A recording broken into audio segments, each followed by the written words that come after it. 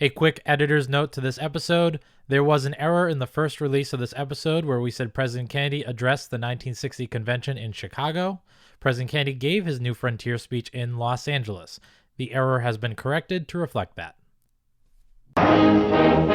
It started in July when the Democratic Party nominated Senator John F. Kennedy for President of the United States, and for Vice President, Senator Lyndon B. Johnson. The party united behind its candidates. When the Democratic Party nominated John F. Kennedy for president, Kennedy knew his party was taking a big chance, embracing his candidacy over more established leaders. I am fully aware of the fact that the Democratic Party, by nominating someone of my faith, has taken on what many regard as a new and hazardous risk, new at least since 1928. Kennedy's convention address would be known as the New Frontier speech, a speech looking forward into a new decade that described the 1960s as a turning point for the country and the world. Today our concern must be with that future, for the world is changing, the old era is ending, the old ways will not do. In the speech, Kennedy challenged his party and the country to think big, to go boldly into the second half of the 20th century. Some would say that those struggles are all over, that all the horizons have been explored, that all the battles have been won, that there is no longer an American frontier. For the problems are not all solved, and the battles are not all won.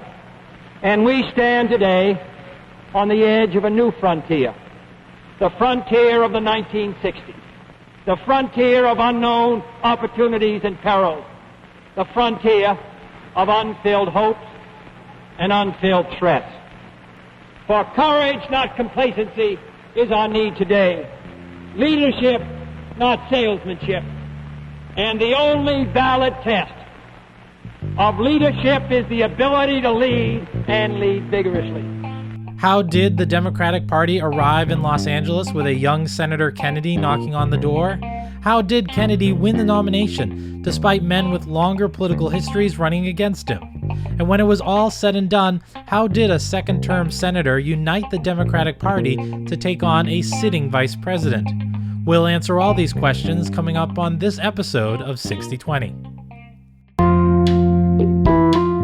While it is dangerous to see nothing wrong in America, it is just as wrong to refuse to recognize what is right about America. Today our concern must be with that future.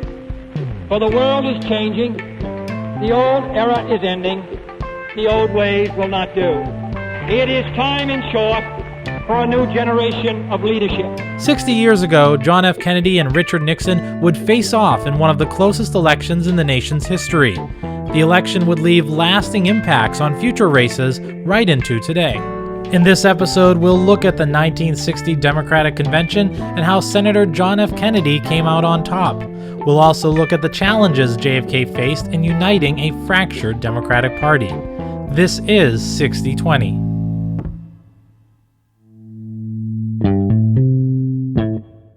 When we look at the results of the 1960 convention, we can't ignore what happened 4 years earlier in 1956 on the south side of Chicago. Unlike conventions before it, the 1956 convention was the first to be fully televised. It was the first chance for viewers across the nation, not just the delegates in Chicago, to watch the convention unfold. And it didn't disappoint. The presidential nominee, Adlai E. Stevenson, made an unusual decision. He allowed the delegates at the convention to select his vice presidential nominee. Several candidates vied for the spot, including Estes Kefauver, who failed to beat Stevenson for the nomination that year, and Senator John F. Kennedy. Historian Frederick Logval says Stevenson's decision would spark a made-for-TV moment for the whole country to see. And an extraordinary battle takes place over a period of just a few hours. It's maybe from his announcement that he's going to throw it open to the ultimate selection of Kefauver by a hair's breadth is maybe 18, 20 hours. But it is an incredibly dramatic moment in which at one point JFK is only a couple of dozen delegates away from being over the top, that is to say, winning the vice presidential nomination, before there's a sudden shift away from him and several states shift over to Kefauver. Kennedy loses the fight in 1956 with Kefauver, but Logval says it was that national spotlight that inspired Kennedy to mount his own presidential run in 1960. But the person who benefits greatly from this in 56 is JFK himself, which is ironic. The 56 vice presidential battle was really the most exciting moment. Logval says by losing to Kefauver, JFK also avoided being put on Stevenson's campaign, which he says was a sinking ship. Had Kennedy been appointed VP, Logval says some party leaders may have blamed him and his Catholicism for costing Stevenson the election. So in some ways, it's the best of all outcomes for Jack Kennedy. But that drama is captured on television, and I think it pays important dividends for him 4 years later. Fast forward 4 years later, John F. Kennedy rides into Los Angeles as the de facto winner of the primaries. But unlike today, where the nominee needs to amass delegates through the primary elections, most delegates remained uncommitted heading into the convention. One thing to keep in mind is that John Kennedy was not assured of a victory in Los Angeles after these primaries. He would have to win delegates from states that had not had primaries. And he would have to win a lot of support from people who had been fence sitters all along. Only 38% of the convention delegates would be distributed through the 17 primaries, and Kennedy would only run in 10 of them. Historian Tim Naftali says that meant the race was still wide open as Democrats arrived in California. The majority were in play in Los Angeles. So John Kennedy had done better than anyone else in the primary system. He'd done better than anybody else in the primaries, but that did not, first of all, didn't give him a majority on the first ballot. Kennedy faced some roadblocks just before the convention. Former President Harry Truman, who supported Senator Stuart Symington, would abruptly resign as a delegate for the 1960 convention. Truman criticized the Kennedy campaign for the work it did leading up to the convention to try and secure delegates. He argued Kennedy's electoral engineering made the convention itself a, quote, prearranged affair. I've always believed that the Democratic Party should stand for an open convention and should resist any bandwagon that thwarts or stifles the free and deliberative process of this great instrument of democracy. The Democratic Party must never be allowed to become a party of privilege, for men of modest means, or no means at all, cannot rise to a service in the nation. In his speech, Truman would echo future criticisms of today's system that often favors candidates who can raise the most money and outlast opponents in the primary elections. I think there is also power in what Truman is saying. I think it certainly does anticipate to some extent where we are today, and you could certainly make good arguments about the situation as it confronts us in 2020. In another blow, JFK's main primary opponent, Senator Hubert H. Humphrey, would endorse Adlai Stevenson for president. JFK did have a significant delegate lead heading into the convention, but not an insurmountable one. So the primaries were important for making Kennedy more of a national figure. They were very important for signaling that Kennedy was the winner to people who were worried that a Catholic couldn't draw Protestant votes. But the primaries did not assure John F. Kennedy of the first ballot victory that he ultimately would get in Los Angeles. Naftali said JFK's primary success did give him a strong electability argument over his opponents. So only John Kennedy could say, look, I've been out there. I have met voters in 1960. I have a sense of what they want, and I won. I beat Hubert Humphrey twice. I beat Wayne Morse twice. Nobody contested me in a couple of states, 3 states. I'm the only one that the rank and file Democrats have actually voted for this year. But the person JFK would have to worry about most hadn't been involved in the primary elections at all. The other element of this story, which makes it sort of difficult to understand in the current context, is that the greatest challenger to John Kennedy's ambitions to be the nominee, in the summer of 1960, hadn't run in a single primary. Kennedy would need 761 delegate votes to win on the first ballot. If he failed on the first ballot, his committed delegates could choose to vote for anyone they wished. Lyndon B. Johnson had an enormous influence in the Democratic Party as Senate Majority Leader from Texas, representing the Southern Coalition. His biggest ally was House Speaker Sam Rayburn, who could influence many of the party delegates on the second or third ballots. To give you a sense of this man's background, he had been in the House since 1913. He had been Speaker off and on for over 30 years. He was a huge backer of Lyndon Johnson. Lokval says the Kennedy campaign had been furiously courting delegates before the convention to secure enough votes to win on the first ballot. The Kennedy forces in 1960 knew this very well. The Kennedy forces were very confident about what they had racked up, but they felt pretty certain that Jack Kennedy needed to win on the first ballot, because once it went to a second ballot, all kinds of things opened up. And I think that was one reason why these conventions had a kind of drama that they now lack. During the convention, Kennedy and Johnson held an informal debate with the Texas delegation. With the race still uncertain, Naftali says it would play a role in influencing final delegate votes. There was so much in play in Los Angeles that small things mattered. John F. Kennedy's strengths were his ability to communicate, his style, his energy, his posture, his hair. Excuse me for being superficial, but there is, the Kennedy style shaped politics.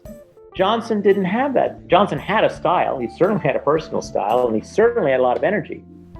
And it was very well suited to the congressional cloakroom. But it was not as good and not as effective in a public debate. Here's a quick exchange of that debate with LBJ. But the one thing that you must take home with you, if you take nothing else, the person you select is your president. His judgment, the responsibilities he's shouldered, the weight he's carried, the burdens he knows, the decision he makes may well determine whether you live as free men or whether you die as slaves. And I want to thank you for your courtesy, for your indulgence, and from the bottom of a grateful heart, express to you the hope that you'll use only one measuring stick when you select your nominee, and that is select the man that you believe is best for your country. And I appreciate what Senator Johnson had to say. He made some general references to perhaps the shortcomings of other presidential candidates, but as he was not specific, I assume he was talking about some of the other candidates and not about me. I have found it extremely beneficial serving in the Senate with Senator Johnson as leader. I think if I emerge successfully in this convention, it will be the result of watching Senator Johnson proceed around the Senate for the last 8 years. I have learned the lesson well, Lyndon, and I hope it may benefit me in the next 24 hours. So I come to you today full of admiration for Senator Johnson, full of affection for him, strongly in support of him for Majority Leader, and I'm confident that in that position, we're all going to be able to work together. Thank you. And by basically accepting this opportunity to be together on the same space, Kennedy was able to highlight his strengths against Johnson, and if there was an opportunity for Johnson to develop momentum, because it was a momentum play at that point. I mean, he could do all the work in the back rooms, but in the end, he had to start getting delegates. With Kennedy doing so well in this one-on-one encounter, it just stunted the growth of LBJ's support. I mean, it took the air out of any boom that he might have had. Ultimately, Kennedy received enough votes to win on the first ballot when the last state, Wyoming, voted. Mr. Chairman, Wyoming's vote will make a majority for Senator Kennedy. JFK would ultimately end up with 806 votes to Johnson's 409. Historians said Johnson ended up paying a huge price by choosing not to challenge Kennedy in any of the primaries. I think Johnson paid a price for having sat things out. He waited too long. It was not going to work to all of a sudden now hope for this to materialize for him. With Kennedy securing the nomination, the next stage of the convention would be selecting a running mate. When we come back, we'll show you how Kennedy's greatest opponent would become his greatest asset.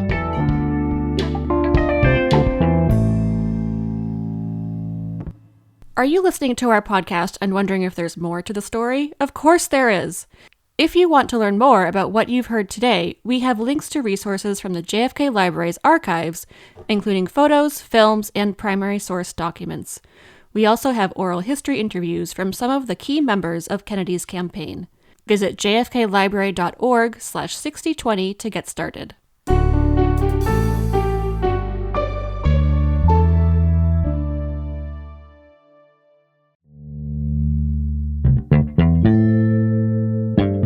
When JFK won the nomination for president and avoided a brokered convention, rumors immediately swirled around who he would pick for vice president. Liberal Democrats and Labor supported candidates like Hubert Humphrey, but historians say the Kennedy campaign also needed to win more conservative voters in the South. The ideal candidate would be a Southern Democrat like Lyndon B. Johnson. Tensions between Kennedy and Johnson were on edge by the time both arrived in LA. Logval says Johnson was disappointed after losing to Kennedy, who had only been in the Senate a short time. I think that Johnson thought of Kennedy as an upstart, as a whippersnapper, somebody who had benefited greatly from the resources that his father had provided. So maybe not a huge amount of respect in some ways.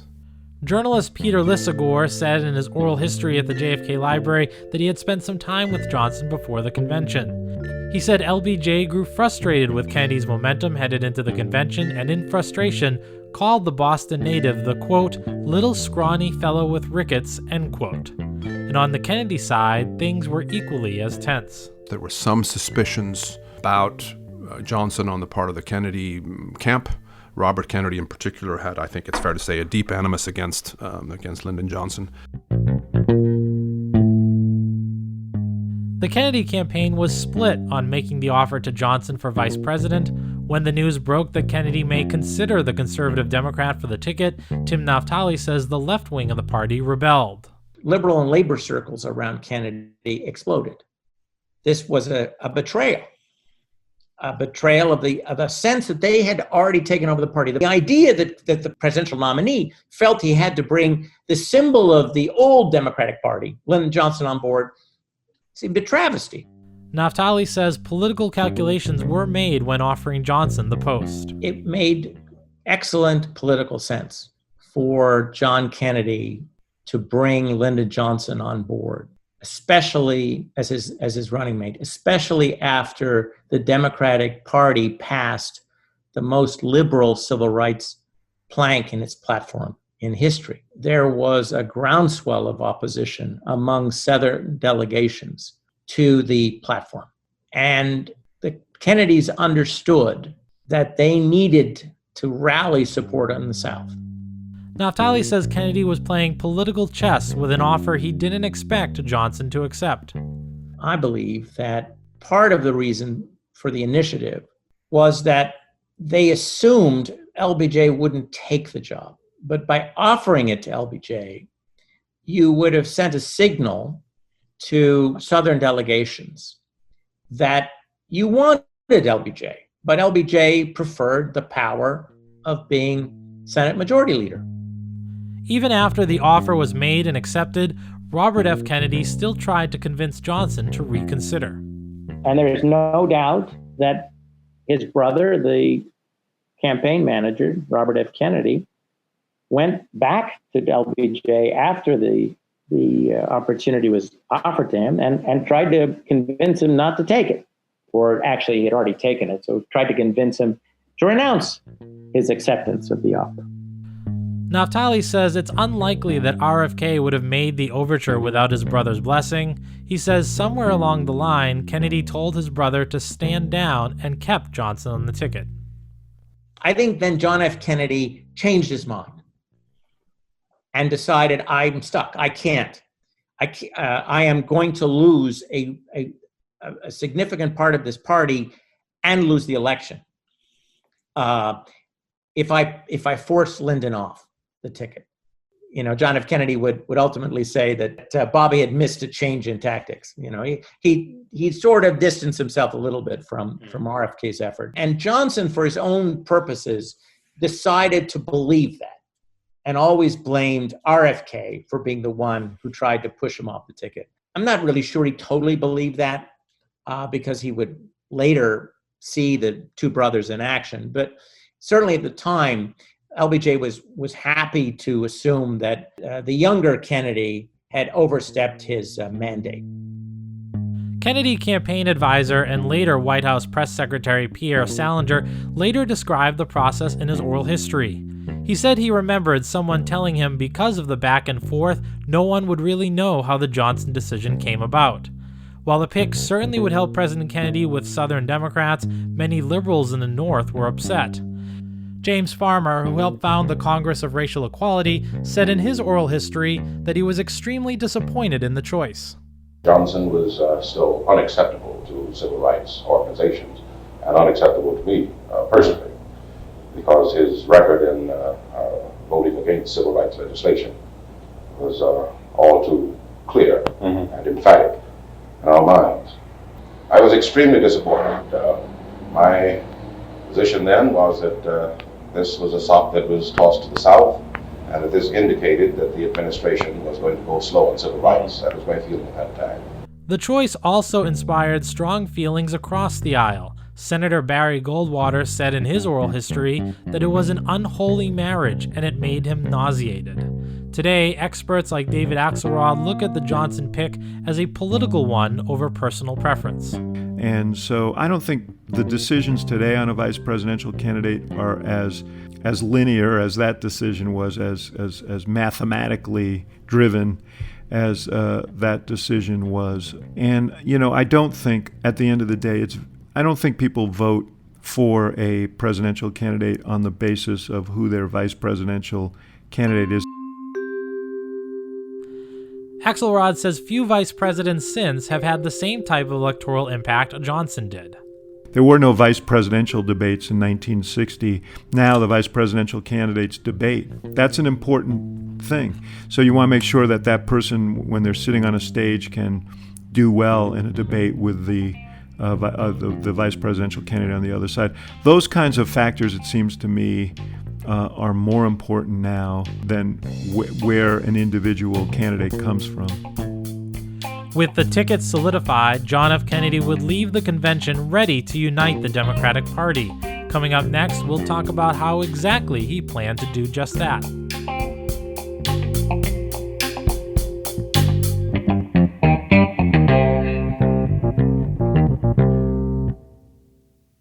Are you enjoying the 60/20 podcast? This podcast is just one of the many initiatives, programs, and resources supported by the John F. Kennedy Library Foundation. The JFK Library Foundation is a nonprofit that provides financial support, staffing, and creative resources for the John F. Kennedy Presidential Library and Museum. Learn more about the JFK Library and the Foundation at jfklibrary.org.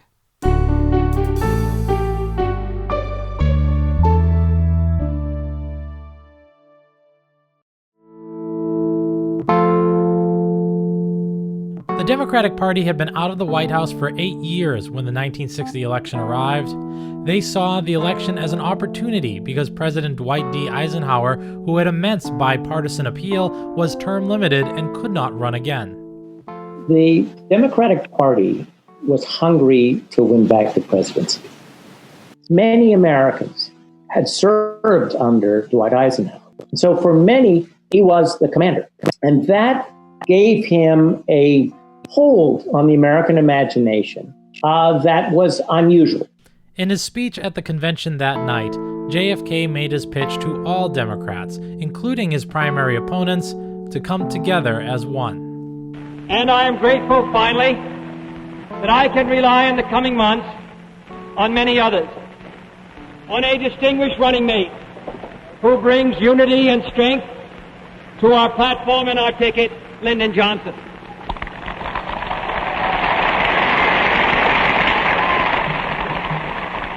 On one of the most articulate spokesmen of modern times, Adlai Stevenson.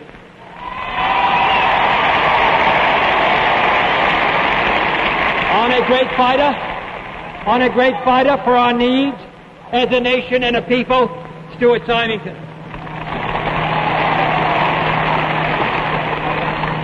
On my traveling companion in Wisconsin and West Virginia, Senator Hubert Humphrey.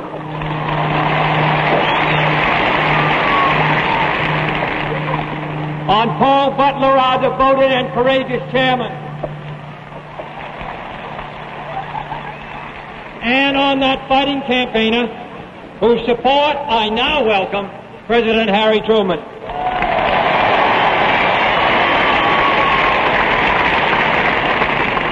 I feel a lot safer with all of them on my side. While nominating Johnson did a lot to bring along moderates and conservatives in the party, JFK would not be able to win without another key coalition. To take back the White House, you needed to reconstruct the Roosevelt coalition. You had to pull back together a coalition of Catholics, Protestants, African Americans, Jewish Americans, a coalition that had been created by Roosevelt as a result and throughout the Depression. Eleanor Roosevelt was still alive and considered the leader of the Roosevelt coalition. She was suspicious of President Kennedy, partly due to what she considered the sins of his father. Joseph P. Kennedy was the antithesis of that. He had argued for America to leave Europe alone. He was an isolationist. Rooseveltians, not all, as we shall see, but Rooseveltians like Eleanor Roosevelt never forgave Joseph P. Kennedy for the views that he had in 1940. While JFK had the full-throated support of FDR Jr., he needed to also win the confidence of his mother. She was really the embodiment of the New Deal and the era of the New Deal, since her husband had left this earth in 1945. So from that point on, and certainly up to 1960, when then Senator Kennedy was dealing with her, she was a major power broker. Barbara Perry is the director of presidential studies at the University of Virginia's Miller Center and has studied the relationship between the former First Lady and President Kennedy. Besides Eleanor Roosevelt's concerns about Joseph P. Kennedy, the father, Roosevelt had other concerns about Senator John F. Kennedy. The Kennedy family had been friends with Joe McCarthy, and she thought that then Senator John F. Kennedy was not in opposition or in clearly public opposition to McCarthy and his ways of fighting the communists. And Mrs. Roosevelt was quite the civil libertarian, and she thought that McCarthy was just a horrible scourge on this country. So she differed with him on that. And then Senator Kennedy was also quite moderate on civil rights so that he wouldn't put off the wing of the party, the Southern segregationists. And she found herself at odds with John F. Kennedy, the senator, in the 1950s on that. And then I think, too, she just, as many people did, thought that Jack Kennedy was too young and too inexperienced. About 1 month after the convention, Kennedy had arranged an opportunity to visit Eleanor Roosevelt at Hyde Park. Perry likened the event to an international summit. It had almost all of the tension and drama of an international summit meeting. And it certainly had the importance of that, where instead of two countries trying to come together to make peace and move forward and reason together, you had the clash of the two titans in the Democratic Party, because now, with the nomination in hand, Senator Kennedy was a power broker as well, and needing the endorsements of the other power brokers. Roosevelt had been at the convention, but was so disappointed with the result, Perry said she refused to speak to Kennedy at that time. So this meeting in August of 1960 at Hyde Park is just all important for Senator Kennedy to try to win over Eleanor Roosevelt and get her support as one of the three major national power brokers in the party, along with Truman and Stevenson, and to try to get her on board, see if she will endorse him, see if she will campaign for him, particularly in New York, but also around the country. The meeting would be successful, with Kennedy emerging with a smiling Eleanor Roosevelt. She would later write an endorsement in her regular column, My Day, days later. She would also record the following campaign ad endorsing Kennedy. John F. Kennedy came to visit me at Hyde Park. We talked together, and I learned that he was truly interested in carrying on many of the things which my husband had just begun. Mr. Kennedy is a strong and determined person who, as president, will provide the leadership for greater social security benefits which the social welfare of a civilized nation demands. I urge you to study Mr. Kennedy's programs, to look at his very remarkable record in Congress, and I think you will join me in voting for John F. Kennedy for president. Perry said Roosevelt's endorsement would not just unite New Dealers. She was a popular and trusted figure for many across the country. I should point out that when they started asking people in the polls in the late 40s, who's the most admired woman in your view, Eleanor Roosevelt came at the top of the list from 1948 until 1962. She was America's most admired woman. And in 1962, by the way, she was displaced by Jacqueline Kennedy. But to imagine how the admiration people had for her, so Senator Kennedy knew if he could get her on board, it would mean a lot of votes in what he thought was going to be a very narrow popular vote victory should he win, and it turned out to be the case. Returning to his acceptance speech on the final night of the convention, then Senator Kennedy would outline his plan for America that he called the New Frontier. Exhausted after his 4-day convention battle, some, including Kennedy's own aides, said the delivery was not the senator's best. However, over time, its aspirational message would be something professional political advisors say other candidates continue to draw from today. Amy Dacey, who served as the CEO for the Democratic National Committee, including overseeing the 2016 Democratic Convention, agrees. Whether it was President Obama with Hope and Change, there always has to be an aspirational, looking forward tone, to any candidate that's running for office. So I think those speeches have to speak to a wide, differing group of audience, but I think every person has to see themselves in that speech in some way. So that aspirational new frontier, is so important.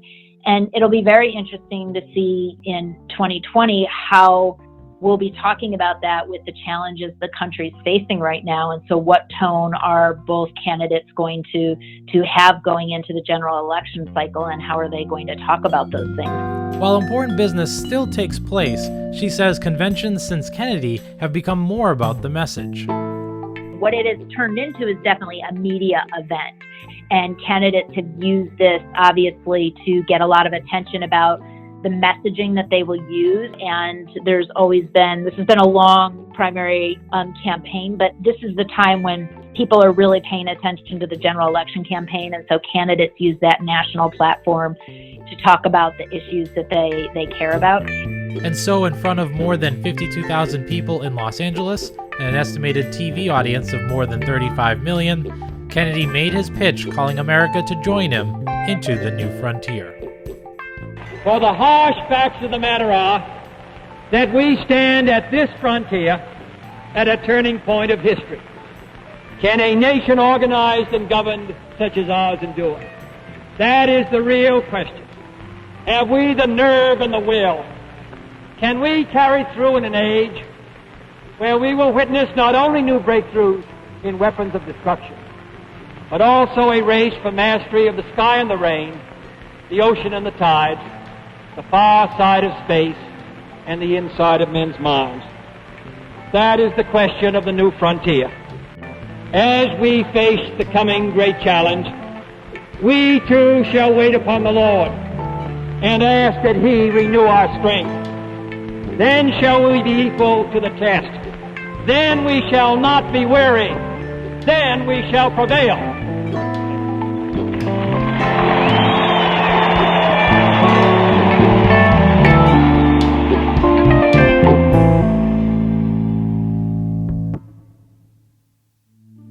Thank you for listening to this episode of 6020. Along with Jamie Richardson and myself, 6020 is made possible with help from our co-producer, Rick King. Thank you to our research assistants, Megan McKee and Cassie Mirando. Special thanks to our foundation colleagues, in particular Megan Hull and Executive Director Rachel Floor. Our music is composed by Blue Dot Sessions and artwork by Brian Kang. We also thank all of our guests for lending their voices and expertise to this podcast. And of course, none of this would be possible without the work of archivists and other staff at the JFK Library Museum, who make much of the material discussed here available to all online and to visiting researchers. Thank you. Have a great week.